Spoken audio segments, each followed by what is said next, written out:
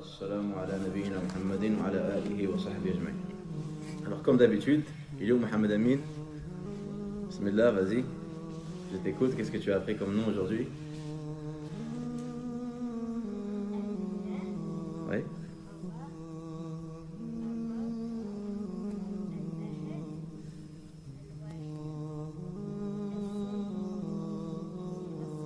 أحسنت. الوتر ما شاء الله. الله الإله الرب الواحد الأحد الوتر الصمد السيد الأول الآخر الظاهر الباطن. Est-ce que tu les as appris Non? T'as pas appris? Qui a appris?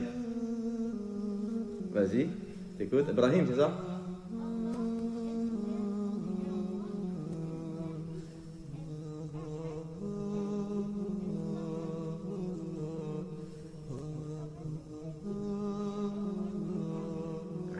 Masha'Allah Ibrahim, c'est très bien. Quelqu'un d'autre? Masha'Allah, c'est très bien. Donc, Al-Wahid et Al-Ahad et Al-Witr, c'est des noms qui indiquent l'unicité d'Allah Azza wa Jal. Le Nabi alayhi salam a dit Inna Allah witrun yuhibbul witr.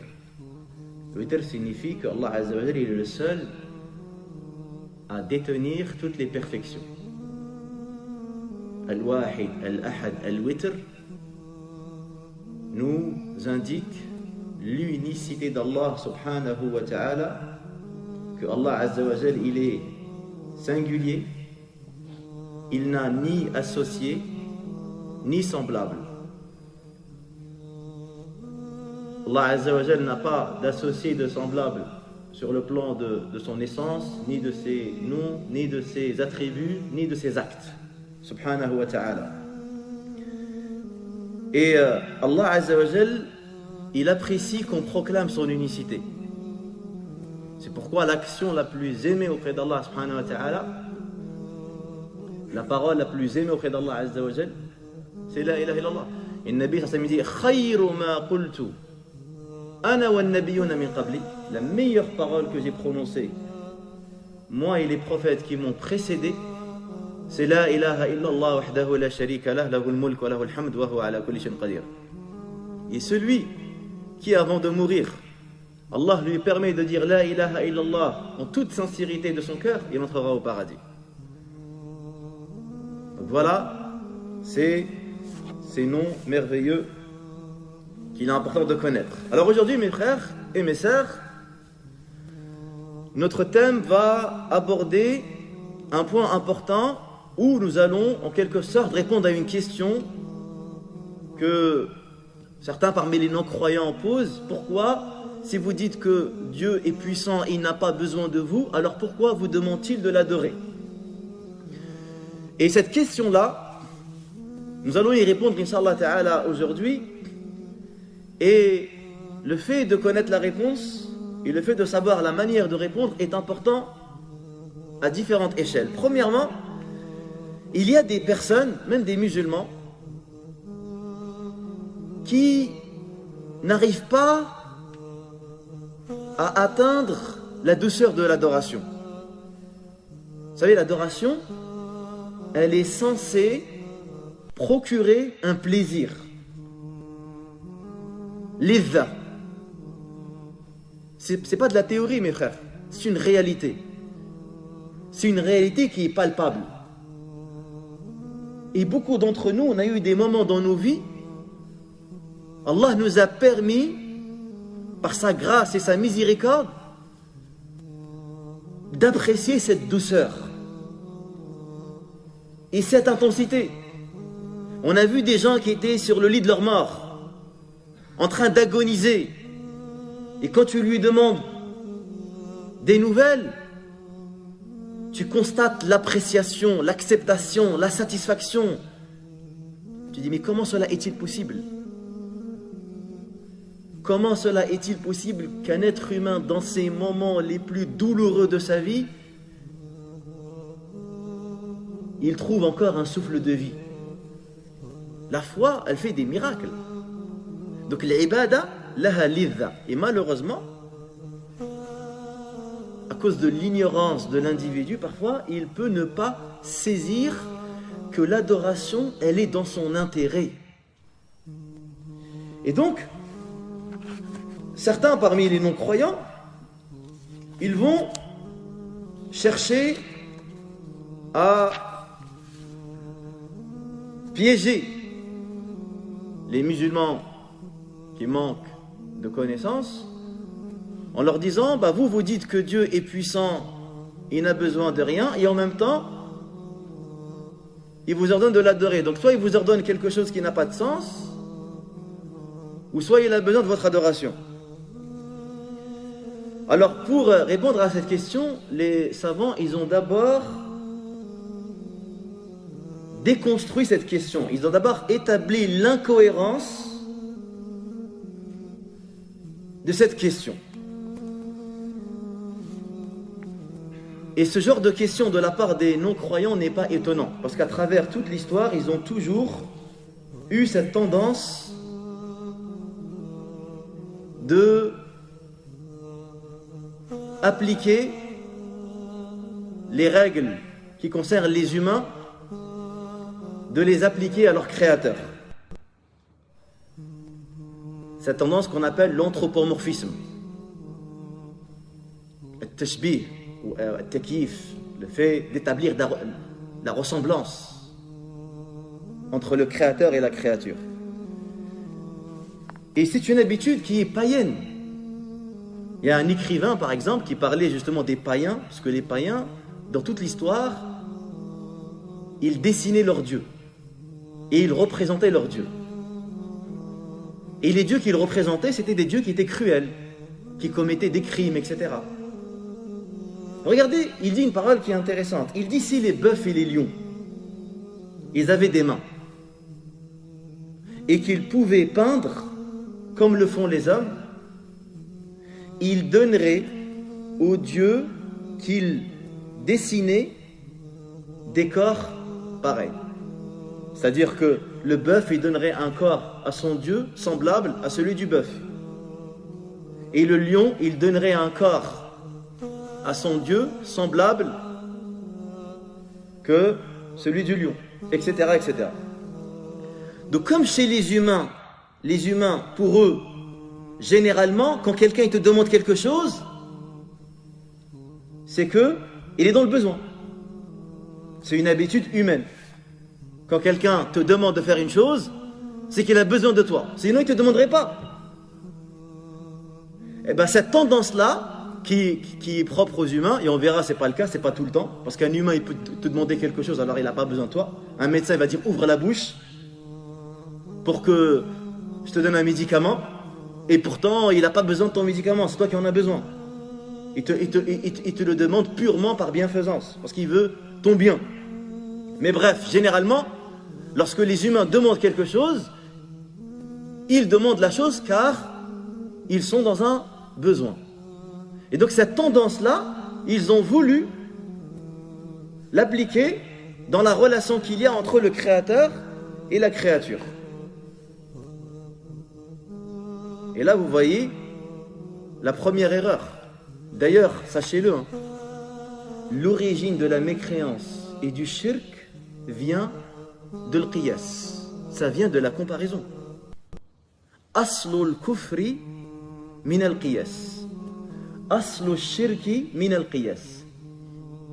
L'origine de l'incroyance et de l'idolâtrie vient de l'analogie.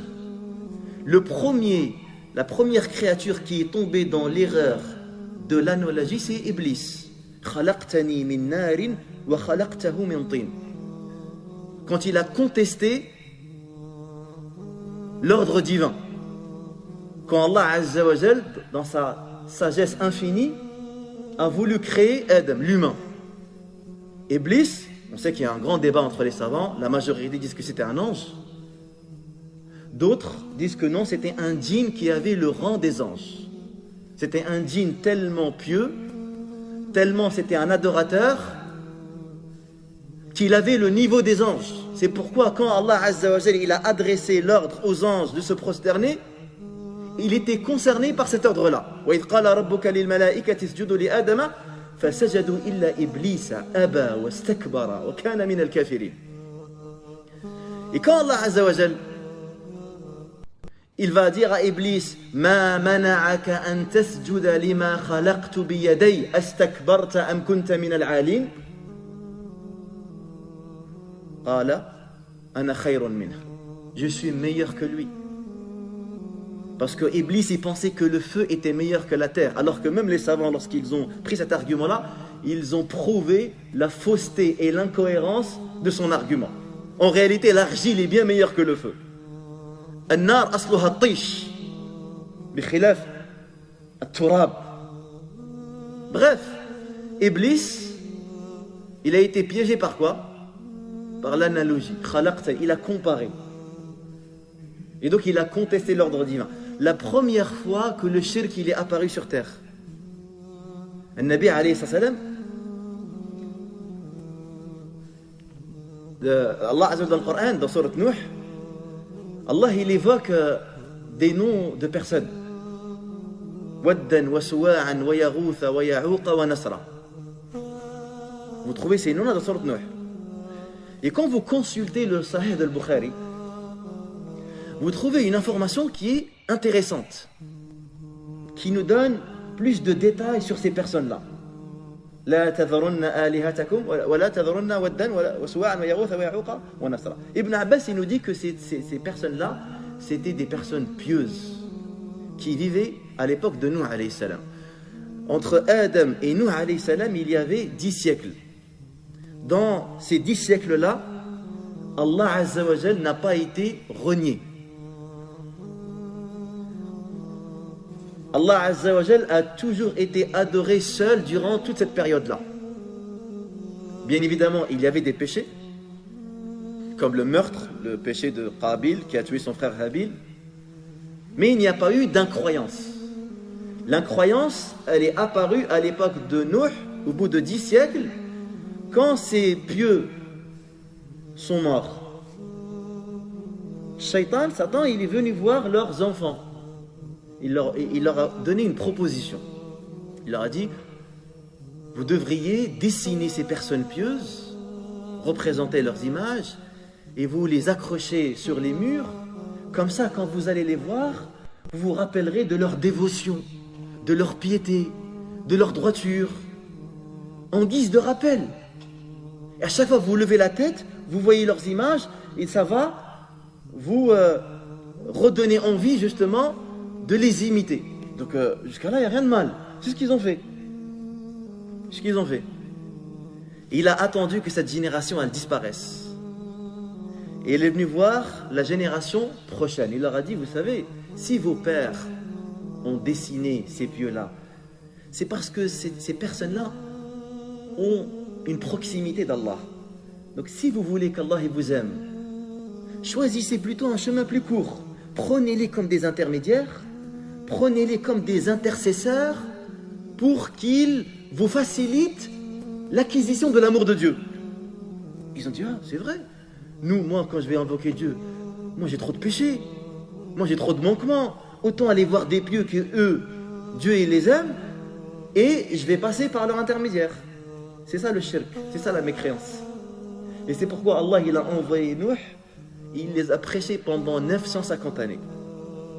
Et c'est exactement cette même idolâtrie qu'avaient les Arabes. Les Arabes, ils croyaient en Allah.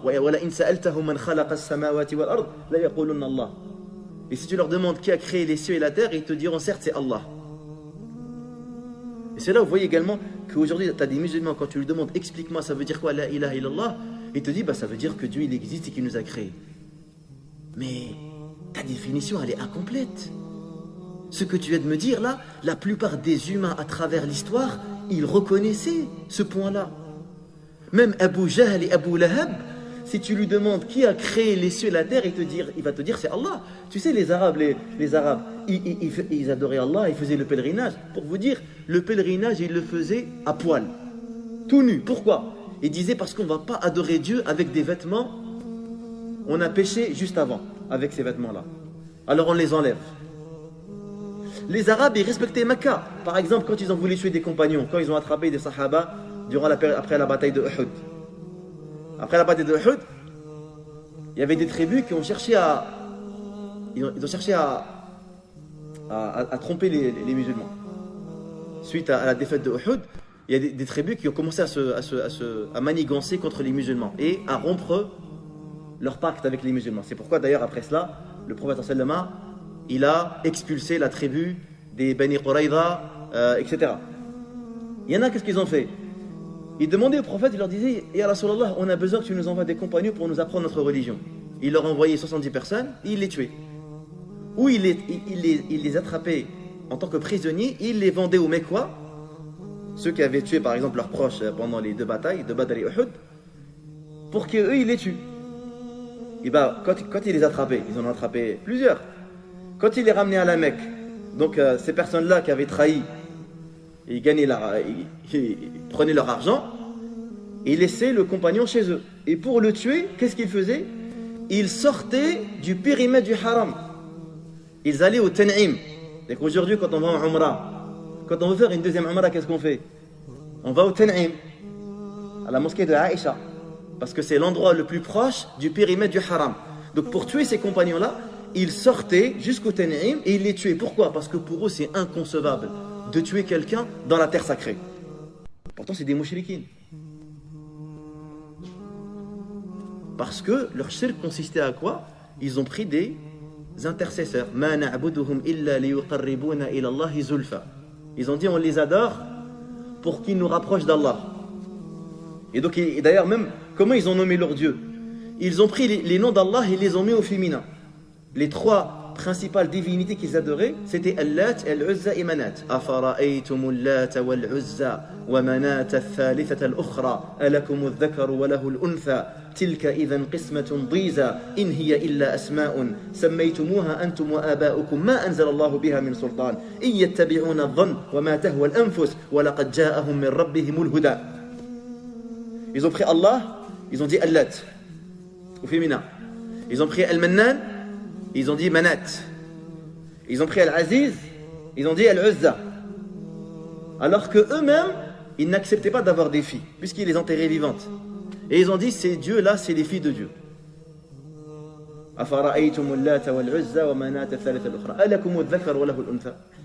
Ça, c'était la mécréance de quoi? Des Arabes. Et donc, vous voyez que le polythéisme, il vient de cette analogie.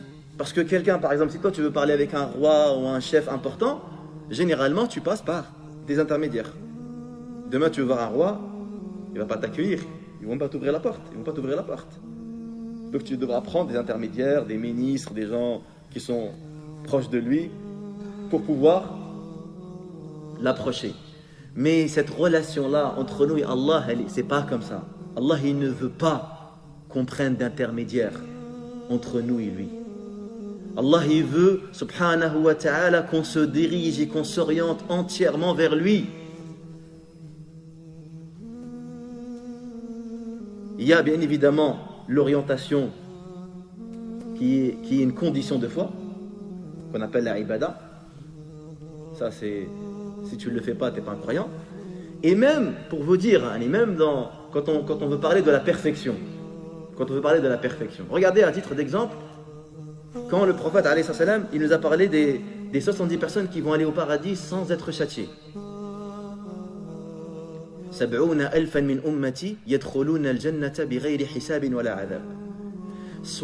000 personnes de ma communauté entreront au paradis sans être jugées, sans être châtiées. Vous imaginez? C'est-à-dire que Yawm al-Qiyamah, il y a ceux qui vont être jugés, leurs bonnes actions sont plus lourdes que les mauvaises. Ils vont aller au paradis. Il y a ceux dont leurs mauvaises actions sont plus lourdes que les bonnes actions. Ceux-là, ils sont en enfer. Il y a ceux dont les bonnes actions et les mauvaises sont identiques. On les appelle les gens de l'Araf. Les gens de l'Araf, d'ailleurs, il y a une sourate dans le Coran. Sourate l'Araf, c'est qui ces gens-là? C'est des gens qui vont être immobilisés dans une montagne entre le paradis et l'enfer. Ils ne savent pas encore où ils vont y aller parce qu'ils ont les bonnes et les mauvaises actions qui sont identiques, qui ont le même poids. et il y a ceux qui rentreront au paradis sans être jugés. C'est-à-dire, ils ne seront même pas jugés. Bien évidemment, quand les Sahaba ils ont entendu cela, ils ont voulu savoir leurs caractéristiques. Certains ils ont dit لَعَلَّهُمُ الَّذِينَ وُلِدُوا فِي الْإِسْلَامِ. Il se peut certainement que ce soit ceux qui sont nés musulmans. Donc ça c'est une hypothèse que certains compagnons ils ont fait. D'autres ils ont donné d'autres hypothèses. Le Nabi alayhi salam il leur a dit de quoi vous parlez. Ils ont dit on parle à propos de ces gens-là. Il leur a dit هُمُ الَّذِينَ لَا يَسْتَرْقُونَ وَلَا يَكْتَوُونَ وَلَا يَتَطَيَّرُونَ وَعَلَى رَبِّهِمْ يَتَوَكَّلُونَ. Ce sont ceux qui ne demandent pas la ruqya. La yastarqoun. Yarqoun, c'est faire ruqya. Yastarqoun, c'est demander la ruqya. Pourquoi? Parce qu'ils likamali tawakkulihim ala Allah.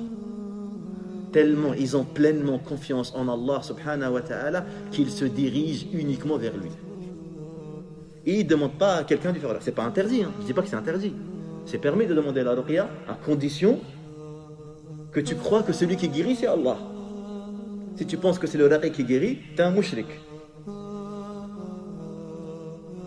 Mais si tu penses que la guérison elle vient d'Allah Azza wa Jal, c'est permis. Mais est-ce que c'est la meilleure chose à faire? Non. La preuve, ce hadith-là. Ce hadith-là. Et la première caractéristique qu'il leur a donnée, la yastarqoun. Donc, ça c'est un point qu'il faut vraiment retenir, c'est que le qiyas, l'analogie, c'est l'origine de l'incroyance. Parce que les non-croyants, leur problématique, d'accord, c'est que, étant donné leur incapacité à saisir et à comprendre la réalité divine, au lieu justement de faire preuve de modestie et d'humilité et de dire que il y a des choses qui nous dépassent, ils tombent, oui, ou plutôt ils sont voilés par une forme d'égocentrisme. Et donc, ils vont considérer que, par exemple, le mal qu'il y a sur terre est en opposition avec la miséricorde d'Allah Azza wa Jal. Et donc ils vont en quelque sorte prétendre que eux, ils ont plus de compassion que Dieu. En quelque sorte que Dieu fait mal les choses. Donc tu vois, c'est une accusation directe qui est portée au Créateur. Parce que pour eux, ils partent du principe que Dieu, il doit voir les choses comme eux, ils les voient. Et c'est exactement les motivations de ce type de questions-là. Ils ne comprennent pas pourquoi Dieu ordonne à ses serviteurs des actes d'adoration. Donc ils cherchent à mettre de la confusion et à prétendre des propos qui sont complètement infondés. C'est des questions qui sont fausses. Et ça, c'est souvent comme ça. Souvent les questions des non-croyants, elles sont fausses de base, tu vois. C'est comme par exemple, ils ont une question également qui souvent ils posent aux croyants. Ils vont leur dire, vous dites que Dieu, il peut tout faire. Est-ce que Dieu peut créer une pierre qu'il ne peut pas porter? C'est-à-dire que de bas, et ça c'est pour piéger le croyant. C'est-à-dire que si les croyants ils disent, oui Dieu peut le faire, parce que Dieu peut tout faire, il va dire, ben non, ben regarde, il ne peut pas tout faire puisqu'il ne peut pas porter cette pierre. Et si la personne il dit, non, il ne peut pas le faire, bah donc tu vois, il va dire, Dieu ne peut pas tout faire. Mais de bas, cette question-là, elle est fausse. Cette question-là, elle se contredit. La question de base, elle est fausse. C'est quelque chose de mustahil, c'est quelque chose d'impossible. Donc tu vois, mais le problème, c'est que parfois, justement, la personne qui n'a pas la réponse, hein, il va rester sans parole, et donc, soit le croyant, il est confus, ou soit le non-croyant, il est fier de lui. Alors que de base, c'est lui qui est incohérent, c'est lui qui dit n'importe quoi. Et donc, mais malgré cela, donc, cette question-là a été posée, donc les savants ont donné donc, des éléments de réponse. Et comme j'ai dit, donc, l'objectif, bien évidemment, pour nous, c'est de renforcer nos convictions, car comme on l'a dit, le but de ces rappels pendant le mois de Ramadan, c'est ta'zizul yaqin, hein, c'est de renforcer, de consolider la certitude dans nos cœurs en établissant des arguments rationnels qui permettent justement de donner des éléments de réponse et d'être équipé d'outils intellectuels et spirituels pour défendre la vérité, aimer la vérité et adhérer pleinement, complètement à la vérité. Donc, il faut savoir, dans un premier temps, que bien évidemment, on est tous d'accord que nous sommes limités dans notre compréhension de la réalité divine. Allah il nous dit وَمَا أُوتِيتُ مِنَ الْعِلْمِ إِلَّا قَلِيلًا. Donc on connaît peu de choses sur la réalité divine. D'ailleurs, sans même parler du divin, on connaît peu de choses sur nous-mêmes. La chose la plus proche de nous, qui est notre âme, on ne la connaît pas. وَيَسْأَلُونَكَ عَنِ الرُّوحِ قُلِ الرُّوحُ مِنْ أَمْرِ رَبِّي. L'esprit humain, c'est quelque chose qui existe. On fait la différence entre quelqu'un qui dort et un cadavre sans âme. Pourtant, est-ce que cette âme-là, on la voit? Est-ce qu'on connaît sa forme? Est-ce qu'on connaît sa nature? On ne connaît rien. Car depuis des siècles et des siècles, les philosophes, les médecins, ils ont toujours été intrigués par cette âme. Et on sait que cette âme-là, subhanallah, elle est visible par celui qui agonie. D'ailleurs, quand le prophète sallallahu alayhi wa sallam, il est rentré pour voir Abu Salama, alors qu'il était mort, il avait les yeux ouverts. Le prophète, il a fermé ses yeux. C'est pourquoi c'est une sunna. Quand quelqu'un meurt, la première chose que tu fais, c'est de lui fermer les yeux. Et quand tu lui as fermé les yeux, qu'est-ce qu'il a dit? Il a dit, l'œil suit l'âme lorsqu'elle quitte le corps. C'est pourquoi les yeux du défunt sont toujours orientés vers le haut. Et ce hadith, il est rapporté dans les mêmes par les mêmes musulmans. Il dit, car l'œil, lorsque l'âme elle quitte le corps, l'œil se met à la suivre, donc il la voit. Il voit son âme partir. Et aujourd'hui, il y a des expériences qui sont faites. Il y a des personnes qui ont été dans le coma pendant plusieurs mois. Ils racontent des choses étonnantes. Où ils se baladaient dans l'hôpital, ils voyaient les gens, ils entendaient, etc. Et ils racontaient ça aux médecins. Et les médecins étaient stupéfaits, ils ne savaient pas quoi dire. Il y a eu des expériences comme ça, c'est connu. Des expériences où des gens étaient entre la vie et la mort. Ils voyaient leur corps, ils voyaient des choses mais étonnantes. Donc c'est là que tu vois vraiment que, c'est-à-dire même dans notre propre monde, subhanallah, on est extrêmement limité. Notre corps, on ne connaît pas tout. C'est-à-dire qu'il y a 100 ans, les médecins, ils avaient énuméré une centaine d'organes, ils ont dit ils ne servent à rien. Maintenant, le nombre a été divisé par 2. Parce que la moitié des organes, on a su leur utilité. Plus on avance dans la recherche, et plus on comprend, ah oui, en fait cet organe-là, voici sa fonction. Et ça, c'est un raisonnement qui est fort. Par exemple, et ça, il a été utilisé par un grand savant parmi les pieux prédécesseurs qui s'appelle Abdurrahman ibn Mahdi. Abdurrahman ibn Mahdi,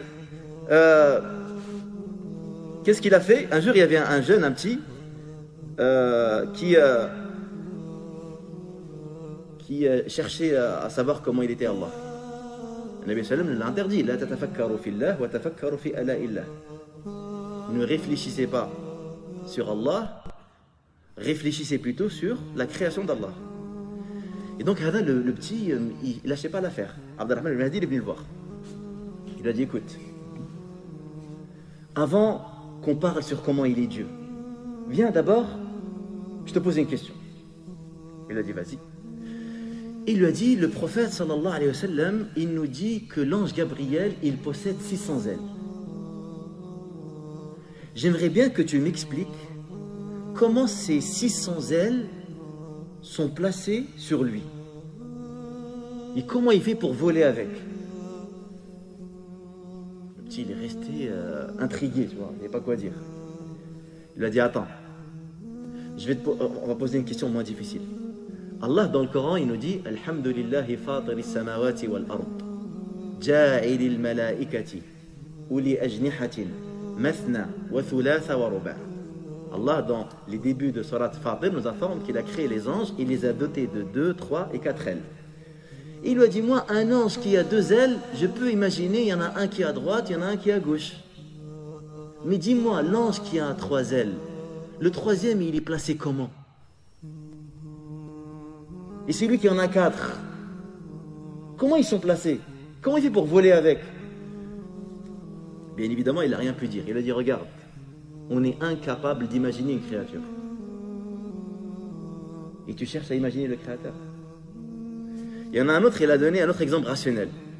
Il a dit, imagine-toi, une personne, il est né aveugle. Il est né aveugle.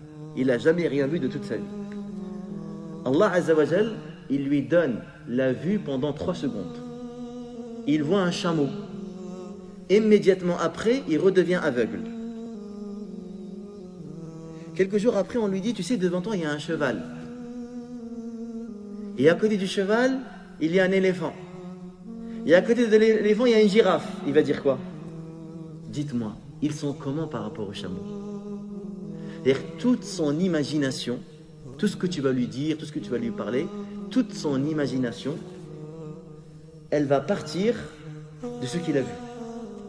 Toute son imagination, elle se repose, toute son imagination repose sur le seul élément, la seule image qu'il a vue de toute sa vie, c'est le chameau. Donc à chaque fois qu'il va imaginer, son imagination dépendra seulement de ce qu'il a vu. Et lui, il a vu qu'un chameau. Donc toi, tu vis dans Dar Dunya. Vous savez même, aujourd'hui, parfois, quand on regarde certains animaux, certaines images d'animaux qui vivent dans des profondeurs d'océan, où on les a découverts que récemment. Au début, quand on voit l'image, on a l'impression que c'est pas réel. On se dit non, c'est vrai ça, c'est un animal qui existe ça. Tellement tu es impressionné. Quelqu'un, si tu n'avais jamais vu un serpent, on te dit hein, le serpent il marche. Est-ce que tu aurais pu imaginer cette manière-là, comment il est? Je veux dire, juste des créatures comme ça, on a du mal. Comment tu peux aller vers des éléments qui sont impossibles? Parce que pour imaginer une chose, rationnellement, pour imaginer une chose, il faut l'avoir vue ou avoir vu quelqu'un qui lui ressemble. Et Allah, laysa kamithlihi shay wa huwa sami'ul basir. C'est pourquoi Al-Qayrawani, rahimahullah, il dit dans sa risala, et Al-Qayrawani, il a écrit sa risala, il avait 17 ans, vous imaginez, qui est un livre référence chez les Malikites. Il dit, la yablughu kunha sifatihi al-wasifun wa la yuhitu bi amrihi al-mutafakkirun. Il nous dit que l'essence de ses attributs échappe à la description des hommes et que les esprits humains ne peuvent pas l'embrasser. Donc, il faut partir justement de ce postulat que nous sommes limités dans notre connaissance de la réalité divine. Maintenant, les réponses qu'on va donner, c'est que premièrement, la révélation elle a été claire que Allah Azza wa Jal ne fait pas quelque chose qui est absurde et qui est incohérent. Allah la ya'ti bil abath. Allah ne fait pas ce qui est absurde. Et subhanallah, il y a de nombreux versets qui nous informent de cela. C'est comme si qu'Allah Azza wa Jal, il savait que l'homme allait être touché par des insinuations. Il y avait des insinuations qui allaient certainement traverser l'esprit de certains humains. Et c'est pourquoi Allah subhanahu wa ta'ala, dans de nombreux versets, il réfute ces idées-là. Regardez dans Surat Al-Anbiya, versets 16 et 17. وَمَا خَلَقَنَا السَّمَاءَ وَالْأَرْضَ وَمَا بَيْنَهُمَا لَاعِبِينَ لَوْ أَرَدْنَا أَن نَتَّخِذَ لَهْوًا لَاتَّخَذْنَاهُ مِن لَدُنَّا إِنَّا كُنَّا فَاعِلِينَ. Nous n'avons pas créé le ciel, la terre et tout ce qui est entre eux pour se divertir. Si nous avions voulu une distraction, nous l'aurions prise auprès de nous, mais nous ne l'avons pas fait. Allah Azza wa Jal, dans Surat Ad-Dukhan, verset 38, il nous dit وَمَا خَلَقْنَا السَّمَاوَاتِ وَالْأَرْضَ وَمَا بَيْنَهُمَا لَاعِبِينَ مَا خَلَقْنَاهُمَا إِلَّا بِالْحَقِّ وَلَكِنَّ أَكْثَرَهُمْ لَا يَعْلَمُونَ. On n'a pas créé les cieux et la terre par amusement. On les a créés pour une vérité, mais la plupart d'entre eux ils ne savent pas. Allah Azza wa Jalla également, il nous dit dans Surat Al-Mu'minun, versets 115 et 116, أَفَحَسِبْتُمْ أَنَّمَا خَلَقْنَاكُمْ عَبَثًا وَأَنَّكُمْ إِلَيْنَا لَا تُرْجَعُونَ. Pensez-vous qu'on vous a créé sans but et que vous n'allez pas retourner vers nous? فَتَعَالَى اللَّهُ الْمَلِكُ الْحَقِّ. Gloire à lui. Donc la révélation, elle est claire que Allah subhanahu wa ta'ala ne fait pas quelque chose qui est absurde. Un jour, il y a un roi arrogant, tyran, il avait devant lui un savant. Et il s'est mis à lui poser des questions qui ont pour but de dénigrer et de polémiquer. Il lui dit, mais dis-moi dans ce cas-là, pourquoi Dieu il a créé la mouche? Elle sert à quoi? Et il lui a dit, pour embêter les tyrans comme toi. Également, parmi également les points, c'est que la révélation, elle a été claire que Allah Azza wa Jal n'a nullement besoin de ces créatures. وَمَا خَلَقْتُ الْجِنَّ وَالْإِنسَ إِلَّا لِيَعْبُدُونَ. Je n'ai créé les djinns et les hommes que pour qu'ils m'adorent. Continue le verset. مَا أُرِيدُ مِنْهُمْ مِنْ رِزْقٍ. Je n'attends pas d'eux ni subsistance ni nourriture. وَمَا خَلَقْتُ الْجِنَّ وَالْإِنسَ إِلَّا لِيَعْبُدُونَ ما أريد منهم من رزق وما أريد أن يطعمون إن الله هو الرزاق ذو القوة المتين. Donc dans le même verset, il nous informe qu'il nous a créés pour l'adorer et en même temps il nous informe qu'il attend rien de, il attend rien de nous. Il attend pas de nous ni de subsistance ni de nourriture. Et dans le hadith Qudsi rapporté par Muslim, Allah dit Ya ibadi لو أن أولكم وآخركم وإنسكم وجنكم كانوا على أتقى قلب رجل واحد ما زاد ذلك في ملك شيئا. Ô mes serviteurs, c'est votre premier, votre dernier, tous les humains, tous les djinns seraient tous selon le cœur le plus pieux parmi vous, d'entre vous, cela ne rajouterait rien à mon royaume. ولو أن أولكم وآخركم وإنسكم وجنكم كانوا على أفجر قلب رجل واحد ما نقص ذلك من ملك شيئا. Et si votre premier, votre dernier, les humains, les djinns, étaient tous selon le cœur le plus mauvais d'entre vous, cela ne diminuerait en rien à mon royaume. Également, Allah subhanahu wa ta'ala, dans plusieurs versets du Coran, et c'est là où vous voyez mes frères la différence entre nous et les sahaba. Vous savez, les sahaba, leur programme c'était clôturer le Coran tous les 7 jours. Pourquoi? Parce qu'il fallait qu'ils soient imprégnés constamment par ces vérités. En tant qu'humain, connaître une chose, connaître une connaissance, c'est une chose, mais la répéter, c'est autre chose. Une connaissance a besoin d'être répétée. Si une connaissance, elle n'est pas répétée, elle va se fragiliser. Elle risque même de disparaître. C'est pourquoi nous avons des adhkars que nous répétons quotidiennement. Mais celui qui ne saisit pas ces réalités, il termine la prière, astaghfirullah, astaghfirullah, astaghfirullah, Allahumma anta salam wa minka salam, tabarakta ya dhal jalal ikram, ayat al-kursi, 33 fois subhanallah, 33 alhamdulillah, 30 fois Allahu akbar. Mais il ne réfléchit pas. Pourquoi tu dis astaghfirullah après la prière? Tu vois? C'est-à-dire, de base, il faut être conscient, il faut être conscient que quelqu'un il termine la prière, il a un sentiment de mal-être. Il dit, mais mon Seigneur, il méritait mieux que ça. Il méritait plus que ça. J'aurais pu mieux faire pour le remercier, pour le glorifier. Tu vois? Regardez, dans plusieurs versets, Allah Azza wa Jalla nous informe que le fait que les humains s'égarent ne lui cause aucun mal, mais ils ne se font du mal qu'à eux-mêmes. In takfuru, fa inna Allaha ghaniyyun ankum. Si vous êtes infidèles, sachez qu'en vérité, Allah n'a pas besoin de vous. Regardez la suite du verset. وَلَا يَرْضَى لِعِبَادِهِ الْكُفْرِ. Toutefois, l'impiété des hommes lui déplaît. Toutefois, l'impiété des hommes, ça lui déplaît. Regardez ce verset, comment il est puissant. Comment il est magnifique. In takfuru. Si vous êtes infidèle et vous rejetez Dieu, fa inna Allaha ghaniyyun ankum. Allah n'a pas besoin de vous.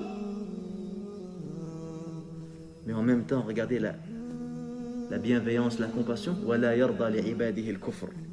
Toutefois, l'impiété des hommes lui déplaît. Regardez dans Surat Ibrahim, verset 8. وَقَالَ مُوسَى إِن تَكْفُرُوا أَنْتُمْ وَمَنْ فِي الْأَرْضِ جَمِيعًا فَإِنَّ اللَّهَ لَغَنِيٌّ حَمِيدٌ. Et Moussa, il leur dit, si vous vous montrez ingrats, vous ainsi que tous ceux qui sont sur terre, sachez qu'Allah se suffit à lui-même et qu'il est digne de louange. Donc Allah Azza wa Jal, ni il va profiter de la foi de celui qui croit, ni la mécréance de celui qui mécroit ne nuit à Allah Azza wa Jal.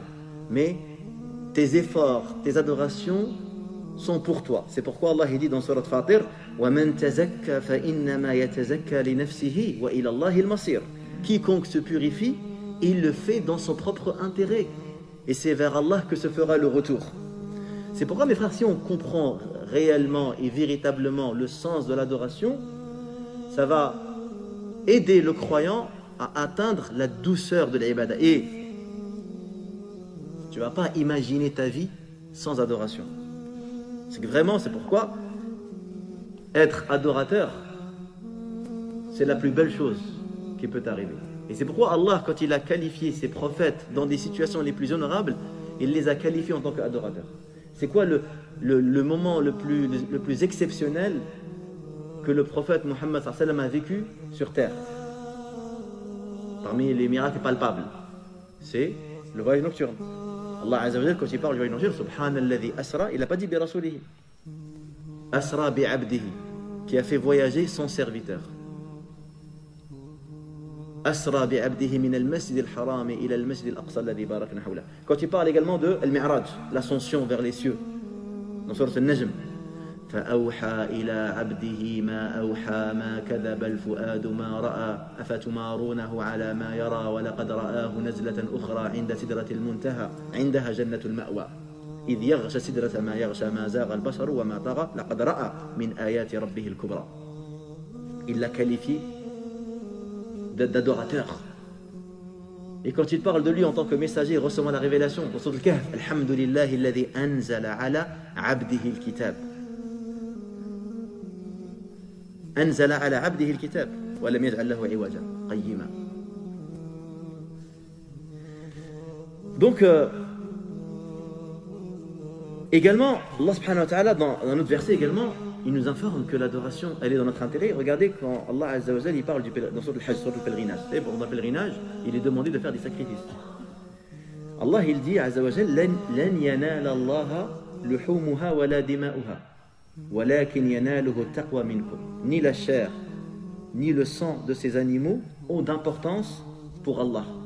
Seul compte pour lui votre piété. Seul compte pour lui votre piété.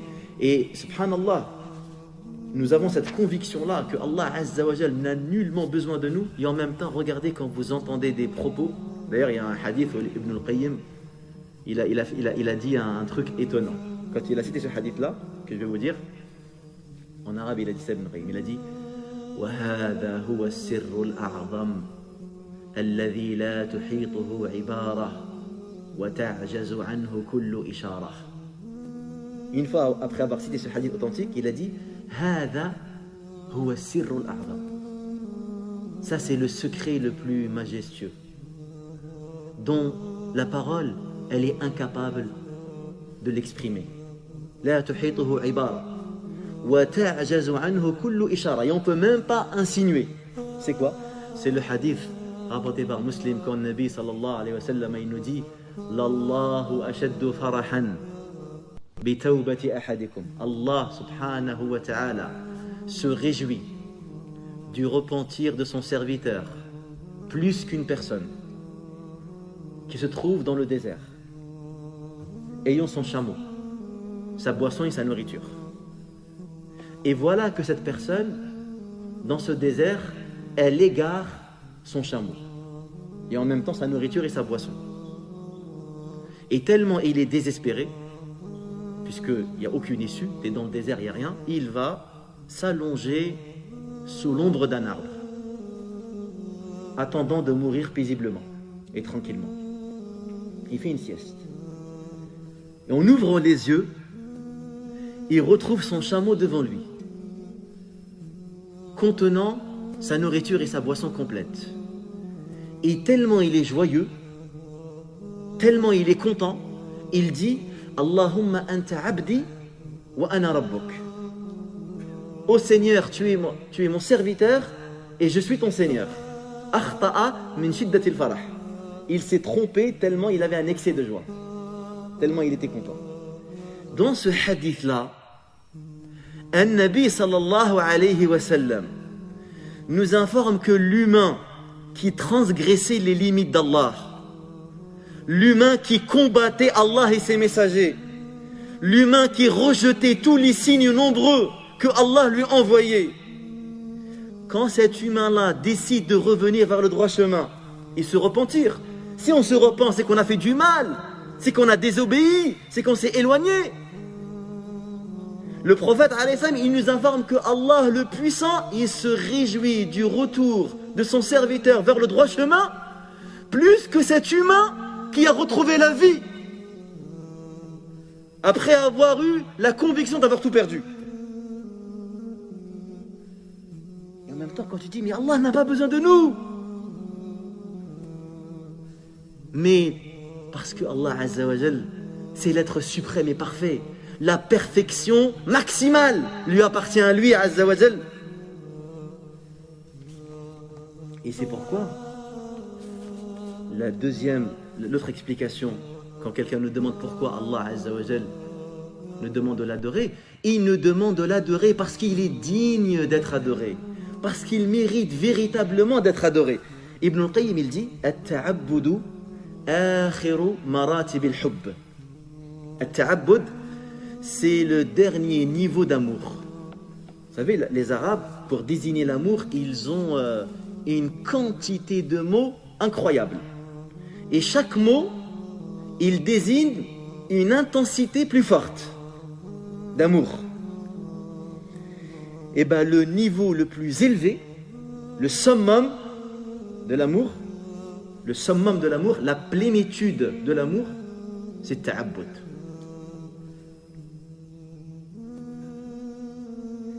C'est ta'abbud. Et c'est pourquoi, comment les savants ils ont défini l'ibada. Wa ibadatur rahmani ghayatu hubbihi ma'a dhulli abidihi huma qutbani. Que l'adoration du tout miséricordieux, c'est lui vouer un amour extrême et une soumission absolue. L'amour extrême, il va naître quand tu vas observer la faveur d'Allah, la grâce d'Allah, la perfection d'Allah.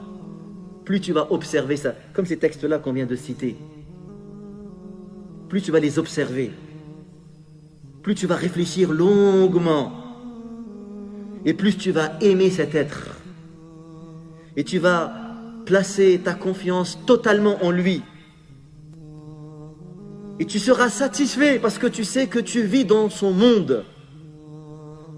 Tu seras satisfait de ce qu'il t'a donné.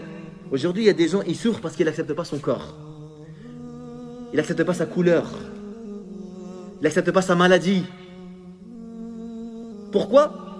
Parce qu'il est focalisé sur sa couleur. Parce qu'il est focalisé sur son handicap. Parce qu'il est focalisé sur la problématique qui le dérange. Mais si il se focalise plutôt sur celui qui a décidé de le créer comme ça, il changerait d'opinion. Sa manière de voir les choses, elle serait différente. Parce que sa vision se fera constamment sous l'angle de la progression spirituelle. Sa vision, elle change. Il cherchera tout événement lui permettant de vénérer encore plus son Seigneur. Et donc, l'adoration, c'est l'amour extrême et une soumission absolue. L'amour extrême, il va se nourrir par la connaissance, par la méditation profonde, et l'humilité et la soumission, elle va naître lorsque tu apprendras à te connaître réellement. Man arafa nafsahu arafa rabbah. Pourquoi l'arifun billah? Les connaisseurs, ils disaient, celui qui apprend à se connaître lui-même, il apprend à connaître son Seigneur. Plus tu apprendras à te connaître en tant qu'humain, tu apprendras à connaître tes contradictions, tes mensonges, tes trahisons. ton égoïsme, tes imperfections, tes besoins, tes manquements. Et plus tu t'apprendras à apprécier la grandeur d'Allah Azza wa Jal et sa majesté et son éternité. Tu vois, et c'est ça le truc, c'est pour ça que les salafs ils disaient, quand quelqu'un il connaît Allah Azza wa Jal, ça veut dire le regard des hommes n'aura plus aucune considération à ses yeux. Parce qu'il verra les humains comme des instruments. Comme l'autre il dit,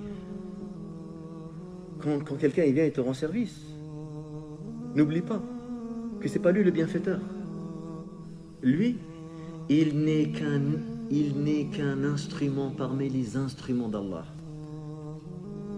Tu verras les humains comme des instruments parmi les instruments d'Allah. Et qu'en vérité, le vrai donateur, le vrai bienfaiteur est Allah Azza wa Jal.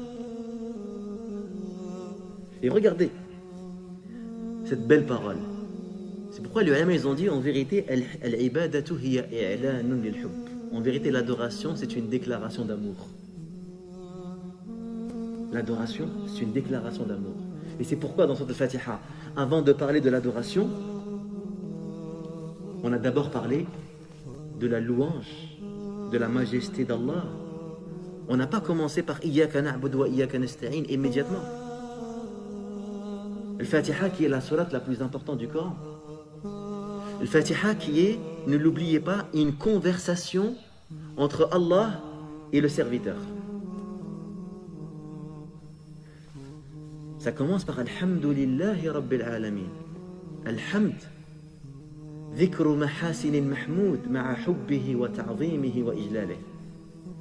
Le hamd, c'est la mention des qualités de celui qui est loué, tout en lui vouant de l'amour et de la vénération et de la majesté. Il y a une différence en arabe entre al-hamd, entre al-madh et entre al-shukr. C'est pas pareil. Al-madh, c'est quand tu fais des qualités sur quelqu'un, mais tu ne l'aimes pas. C'est pour ça tu peux faire du madh sur un mur. Yumdahul jidar. Mais al-hamd, il se fait quand tu proclames les qualités de celui qui est loué, mais cette proclamation, elle est accompagnée d'amour et de vénération. Alhamdu lillah, Rabbil alamin. La louange appartient à Allah, le propriétaire, le gérant, le possesseur des univers, des mondes. Donc toute chose, elle lui appartient. Et cette puissance d'Allah, qu'est-ce qui vient juste après? Une fois que tu as su que Allah, c'est le possesseur, c'est le gérant de tout, juste après, Allah, il se présente à toi avec ses deux noms. Ar-Rahman, Ar-Rahim. Ar-Rahman, il est construit en arabe. Les Arabes, ils comprennent ça. Les Arabes, lorsqu'ils utilisent des mots sur ce shem-là, qui est fa'lan, c'est pour indiquer l'intensité d'une chose. En arabe, quand des mots sont construits selon le paradigme de fa'lan, ça veut dire que c'est rempli. Par exemple, tu dis Shab'an.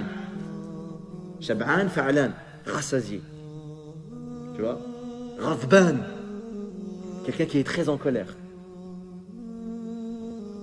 Tous ces mots-là, sakran, atshan, ça montre vraiment l'intensité. Donc, Rahman, c'est un être qui a beaucoup de miséricorde. D'ailleurs, c'est pourquoi, et ça, regardez parmi les subtilités du Coran, on sait que la création la plus majestueuse que Allah a créée, c'est bel et bien son trône. C'est la chose la plus étonnante.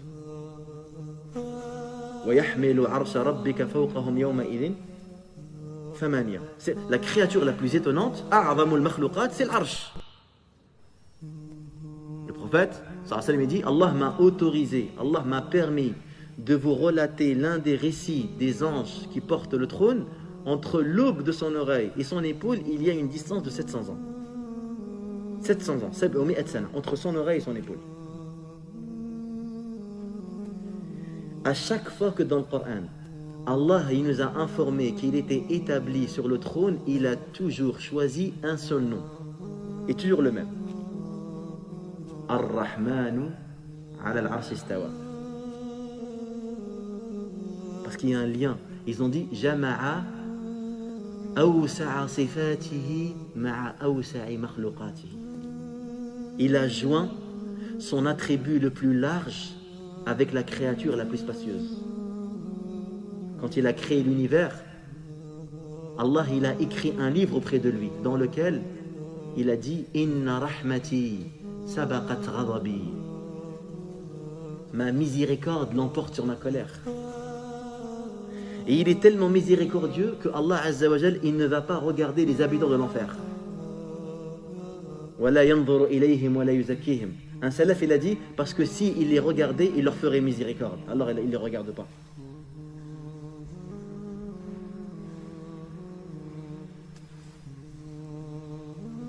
Il faut comprendre que l'adoration est une déclaration d'amour. Huwa Allahu la ilaha illa hu, lahul hamdu fil ula wal akhirah, wa lahul hukmu wa ilayhi turja'un. Et c'est pourquoi Allah subhanahu wa ta'ala, il a créé les cieux et les terres pour nous conduire vers lui. Notre observation de l'univers, notre appréciation de cet univers harmonieux et comment il a été créé, comment il est géré, doit pousser le serviteur à se renseigner. Et nous, quand on voit une création étonnante, on voit un téléphone étonnant, on dit mais qui est le concepteur de cette voiture, de ce téléphone? Qui est le concepteur de ce médicament qui a facilité la vie de millions de gens? On voudrait le connaître pour le remercier, parce que les gens normaux, c'est des gens qui sont reconnaissants. Parce qu'il y en a qui te disent moi je dois rien à personne. Moi je dois rien à personne. Ceux qui tiennent ce discours-là, c'est les gens les plus ingrats du monde, tu vois. Parce qu'on doit toujours quelque chose à quelqu'un d'autre.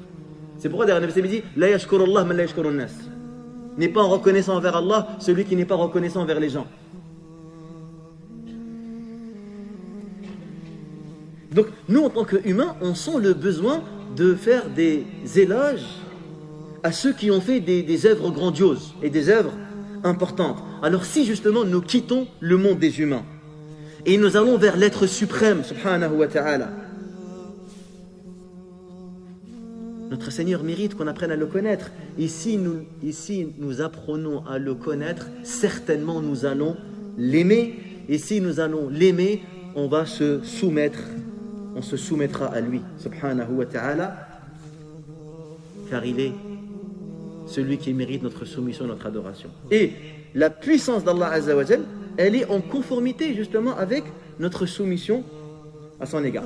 Et les ulama, qu'est-ce qu'ils disent également? Ils disent également que l'humain a besoin de réaliser l'adoration. Vous savez pourquoi? Parce que l'être humain est une partie de cet univers.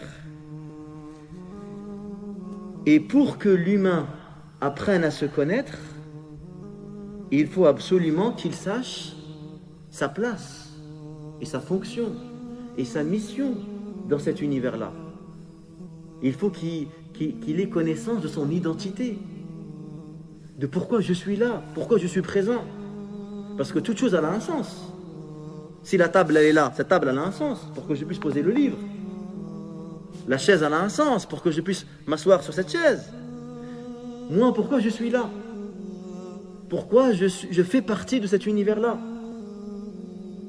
Et c'est quoi mon importance, c'est quoi ma place par rapport à cet univers? Est-ce que je suis plus important que la terre et le ciel? Et les animaux? Ou est-ce que les animaux ont plus d'importance que moi?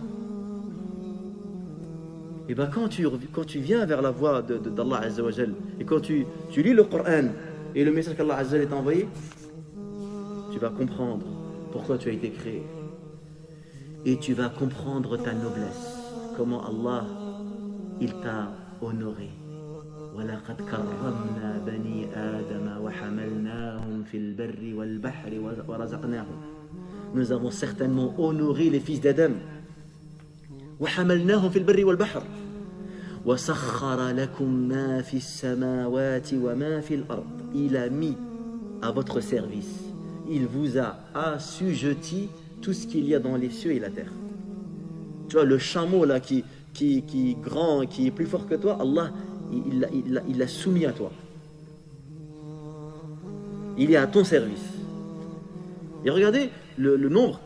Allez méditer sur Al-Nahl par exemple. Sur Al-Nahl, on l'appelle Surat Al-Ni'am, la sourate des bienfaits. Et allez méditer, allez contempler comment Allah Azza wa Jal, il nous énumère ces bienfaits-là. Donc c'est pourquoi, en fait, l'humain, il a besoin de son... En fait, l'humain a été créé pour adorer, tout simplement. C'est pourquoi, à travers toute l'histoire de l'humanité, il y a toujours eu des lieux de culte. Quand les gens n'ont pas trouvé Allah pour l'adorer, quand ils n'ont pas été guidés vers l'adoration du véritable Dieu, ils ont adoré autre chose. Ils ont adoré le soleil, ils ont adoré les étoiles. Donc tu vois bien que dans chaque humain, il y a ce besoin d'adorer. Parce qu'il a été créé pour adorer. L'humain a été créé pour adorer. Et donc si l'humain refuse d'adorer Allah, c'est qu'il est parti adorer autre qu'Allah. Et c'est pourquoi le tawhid en vérité c'est la véritable liberté. Parce que celui qui se soumet à Allah, il s'est libéré des fausses divinités. Et celui qui s'est soumis aux fausses divinités, il se retrouve emprisonné. C'est pourquoi Allah dit Innal abrara la fi na'im wa innal fujjara la fi jahim. Il vivra emprisonné, il vivra une vie sombre dans un bourbier d'arrogance et d'égocentrisme et de désespoir. Et à travers l'adoration, l'humain va trouver sa nourriture et son carburant. C'est pourquoi le prophète dit que je dis Subhanallah, Alhamdulillah, La ilaha illallah, Allahu Akbar, mais préférable ce sur quoi le soleil s'est levé. Ahabbu ilayya mimma tala'at alayhi shams. Ces quatre paroles-là. Subhanallah, walhamdulillah, wa la ilaha illallah, wallahu akbar. Qui rassemble les significations des noms d'Allah Azza wa Jal. Les savants, ils ont réfléchi pourquoi ces quatre noms, ces quatre paroles sont toujours citées ensemble.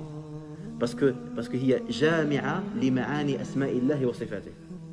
Subhanallah, c'est exempter Allah. Ça inclut les noms comme Al-Quddus, As-Salam. Alhamdulillah, c'est louer Allah. Ça englobe les noms où il y a Al-Majid, où on loue Allah Azza wa Jal.